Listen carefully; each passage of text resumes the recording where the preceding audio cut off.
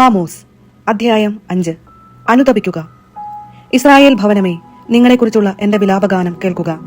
Israel കന്യക വീണുപോയിരിക്കുന്നു. അവൾ ഇനി എഴുന്നേൽക്കുകയില്ല. അവൾ സ്വദേശത്ത് പരിത്യക്തയായി കിടക്കുന്നു. എഴുന്നേൽപ്പിക്കാൻ ആരുമില്ല. ദൈവമായ കർത്താവ് അരുളി ചെയ്യുന്നു. 1000 പേരെ അണിനിരത്തിയ ഇസ്രായേൽ നഗരത്തിൽ 100 പേർ മാത്രം അവശേഷിക്കും. 100 പേരെ അണിനിരത്തിയ നഗരത്തിൽ 10 പേർ മാത്രം ശേഷിക്കും. ഇസ്രായേൽ ഭവനത്തോട് കർത്താവ് അരുളി ചെയ്യുന്നു, എന്നെ അന്വേഷിക്കുവിൻ, നിങ്ങൾ ജീവിക്കും. ബഥേലിനെ അന്വേഷിക്കുകയോ ഗിൽഗാലിൽ പ്രവേശിക്കുകയോ ബേർഷബായിലേക്ക് കടക്കുകയോ അരുത്. കാരണം ഗിൽഗാൽ നാടുകടത്തപ്പെടും, ബഥേൽ ശൂന്യമാകും. ന്യായത്തെ കീഴ്മേൽ മറിക്കുകയും നീതിയെ നിലത്തെറിയുകയും ചെയ്യുന്നവരെ, കർത്താവിനെ അന്വേഷിക്കുവിൻ, നിങ്ങൾ ജീവിക്കും.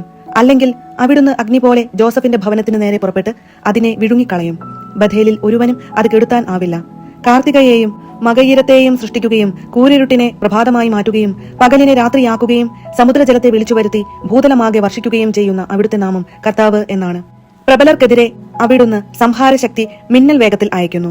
അത് അവരുടെ കോട്ടകൾ തകർക്കുന്നു. നഗര കവാടത്തിൽ ന്യായം വിധിക്കുന്നവരെ അവർ ദ്വേഷിക്കുന്നു. സത്യം പറയുന്നവരെ അവർ ജുഗുപ്സയോടെ നോക്കുന്നു. ദരിദ്രനെ ചവിട്ടി അരയ്ക്കുകയും അവനിൽ നിന്ന് അന്യായമായി ഗോതമ്പ് ഈടാക്കുകയും ചെയ്ത് നിങ്ങൾ ചെത്തിയൊരുക്കിയ കല്ലുകൊണ്ട് മാളിക പണിയുന്നു. എന്നാൽ നിങ്ങൾ അതിൽ വസിക്കുകയില്ല. മനോജ്ഞമായ മുന്തിരിത്തോപ്പുകൾ നിങ്ങൾ നട്ടുവളർത്തുന്നു. എന്നാൽ അതിലെ വീഞ്ഞ് നിങ്ങൾ കുടിക്കുകയില്ല. നിങ്ങളുടെ അതിക്രമങ്ങൾ എത്രയെന്നും നിങ്ങളുടെ പാപങ്ങൾ എത്ര ഗൗരവമേറിയതെന്നും എനിക്കറിയാം. നിങ്ങൾ നീതിമാന്മാരെ പീഡിപ്പിക്കുകയും കോഴ വാങ്ങുകയും നിരാലംബർക്ക് നീതി നിഷേധിക്കുകയും ചെയ്യുന്നു. ഇക്കാലത്ത് വിവേകി മൗനം പാലിക്കുന്നു. കാലം ദുഷിച്ചതാണ്. തിന്മയല്ല, നന്മ അന്വേഷിക്കുവിൻ, നിങ്ങൾ ജീവിക്കും. നിങ്ങൾ പറയുന്നത് പോലെ അപ്പോൾ സൈന്യങ്ങളുടെ ദൈവമായ കർത്താവ് നിങ്ങളോടുകൂടെ ഉണ്ടായിരിക്കും. തിന്മയെ വെറുക്കുവിൻ, നന്മയെ സ്നേഹിക്കുവിൻ, നഗര കവാടത്തിൽ നീതി സ്ഥാപിക്കുവിൻ. സൈന്യങ്ങളുടെ ദൈവമായ കർത്താവ് ജോസഫിന്റെ സന്തതികളിൽ അവശേഷിക്കുന്നവരോട് കരുണ കാട്ടാൻ കനിഞ്ഞേക്കും. അതിനാൽ കർത്താവ്, സൈന്യങ്ങളുടെ ദൈവമായ കർത്താവ് അരുളി ചെയ്യുന്നു, തെരുവുകളിൽ നിന്ന് വിലാപം ഉയരും. എല്ലാ വീഥികളിലും നിന്ന് അവർ ഹാ കഷ്ടം എന്ന് പ്രലപിക്കും. അവർ കർഷകരെ കരയാനും വിലാപ വിദഗ്ധരെ വിലപിക്കാനും വിളിക്കും. മുന്തിരിത്തോപ്പുകളിൽ വിലാപം ഉയരും, കാരണം ഞാൻ നിങ്ങളുടെ ഇടയിലൂടെ കടന്നുപോകും. കർത്താവ് അരുളി ചെയ്യുന്നു. കർത്താവിന്റെ ദിനത്തിനായി കാത്തിരിക്കുന്നവരെ, നിങ്ങൾക്ക് ദുരിതം. എന്തിനാണ് നിങ്ങൾക്ക് കർത്താവിന്റെ ദിനം? അത് അന്ധകാരമാണ്, പ്രകാശമല്ല. സിംഹത്തിന്റെ വായിൽ നിന്ന് രക്ഷപ്പെട്ട് കരടിയുമായി കണ്ടുമുട്ടുന്നത് പോലെയോ, വീട്ടിലെത്തി ചുമരിൽ കൈ ചേർത്ത് ചാരി നിൽക്കുമ്പോൾ സർപ്പദംശനം ഏൽക്കുന്നത് പോലെയോ ആയിരിക്കും അത്.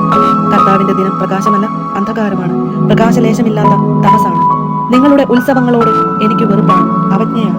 നിങ്ങളുടെ മഹാസമ്മേളനങ്ങളിൽ എനിക്ക് പ്രസാദമില്ല. നിങ്ങൾ ദഹനബലികളും ധാന്യബലികളും അർപ്പിച്ചാലും ഞാൻ സ്വീകരിക്കുകയില്ല.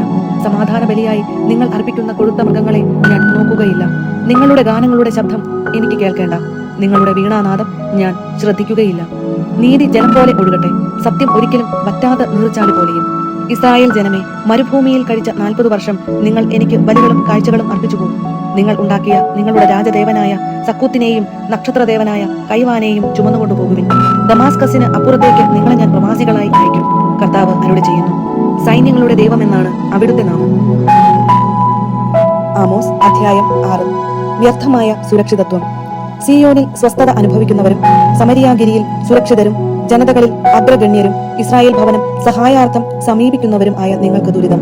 നിങ്ങൾ കാൽനയിൽ ചെന്നു നോക്കുവിൻ. അവിടെ നിന്ന് മഹത്തായ ഹമാത്തിലേക്കും ഫിലിസ്ത്യരുടെ ഗത്തിലേക്കും ചെല്ലുവിൻ. അവ ഈ രാജ്യങ്ങളെക്കാൾ മെച്ചപ്പെട്ടവയോ? അതോ അവരുടെ ദേശം നിങ്ങളുടേതിനേക്കാൾ വിശാലമോ? ആപത്ത് ദിനത്തെ അകറ്റി നിർത്താമെന്ന് നിങ്ങൾ വിചാരിക്കുന്നുവോ? അക്രമത്തിന്റെ വാഴ്ചയെ നിങ്ങൾ വിളിച്ചു വരുത്തുകയാണ്.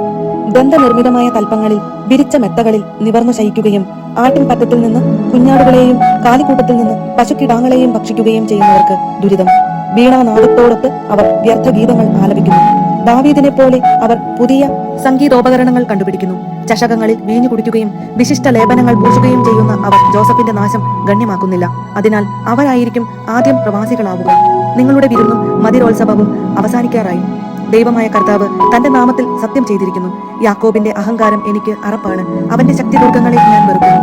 നഗരത്തെയും അതിലുള്ള എല്ലാറ്റിനെയും ഞാൻ ശത്രുവിന് ഏൽപ്പിച്ചു കൊടുക്കും. സൈന്യങ്ങളുടെ ദൈവമായ കർത്താവ് അരുളി ചെയ്യും. ഒരു വീട്ടിൽ 10 പേർ ശേഷിച്ചാലും അവർ മരിക്കും.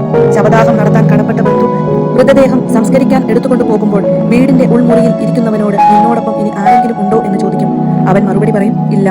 നാം കർത്താവിന്റെ നാമം ഉച്ചരിക്കരുത്. ഇതാ കർത്താവ് കൽപ്പിക്കുന്നു. മാളികകൾ തകർന്നടിയുന്നു, ചെറിയ വീടുകൾ ധൂളിയാകുന്നു. പാറകളിലൂടെ കുതിര പായുമോ? കടലിൽ കാള കൂട്ടുമോ? നിങ്ങൾ ന്യായത്തെ വിഷമാക്കി കളഞ്ഞു, നീതിയുടെ ഫലത്തെ കാഞ്ഞിരമാക്കി. നിങ്ങൾ ലോദെബാറിൽ ആഹ്ലാദിക്കുകയും ഞങ്ങളുടെ കഴിവുകളാൽ ഞങ്ങൾ കർനായും അധീനമാക്കി എന്ന് പറയുകയും ചെയ്യുന്നു. സൈന്യങ്ങളുടെ ദൈവമായ കർത്താവ് അരുളി ചെയ്യുന്നു. ഇസ്രായേൽ ഭവനമേ, നിനക്കെതിരായി മറ്റൊരു ജനതയെ ഞാൻ ഉയർത്തും. ഹമാത്തിലെ കവാടങ്ങൾ തുടങ്ങി അരാബായിലെ അരുവി വരെ അവർ നിങ്ങളെ ഞെരുക്കും.